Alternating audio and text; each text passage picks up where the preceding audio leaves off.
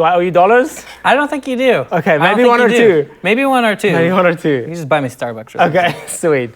So it's a very simple groove. It's a groove that so many people can play. I'd say if you take out the 16th notes, it becomes way simpler. And this is probably a groove you've heard so many times, which is just.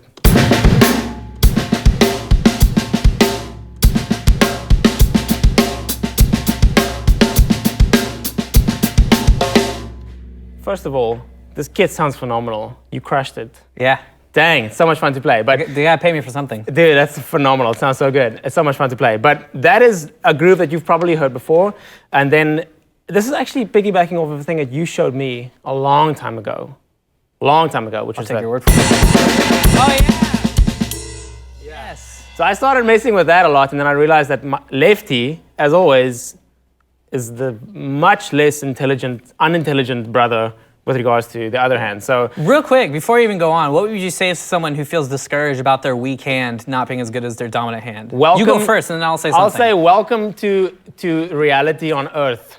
Welcome to 7 billion other human beings that all struggle with the same thing. That's kind of part of the human condition. If you're right-handed, lefty will always drag behind, and it's especially with regards to playing a musical instrument such as the drums that require both hands to do complicated things. It'll always be a matter of trying to get the left hand up to par with the right hand. Yeah, I used to have like an existential crisis over my left hand not being as good as my right. I won't say who, but I was talking to someone who just said, well, why not just play to your strengths?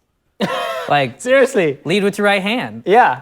Why not? It's okay. Who's gonna fire you for playing well with your right hand? That's actually such good advice. Yeah, and it's so like there's only a handful of people, I think, in my opinion, who aren't ambidextrous. Yeah. That are truly like even with both hands. Yeah. There's always gonna be some differences. That's cool. And I feel like at the end of the day, this is a musical instrument. We're not part of the Olympics, you know? Like you just want to enable yourself to express yourself musically. So I think improving your non-leading hand as much is feasible and practical, but this isn't a sport, you know? We're not competing. Yeah, and more importantly, realistically, one limb is always gonna be better. Always. Unless you spend all your time trying to make them the same, but that's okay. And the question for me is, why do that? There's no good musical reason to do that. So I would say... it has to be good. You have to be able to play what you need to play, but chances are you're right. Your dominant hand's always gonna be a little better. Exactly.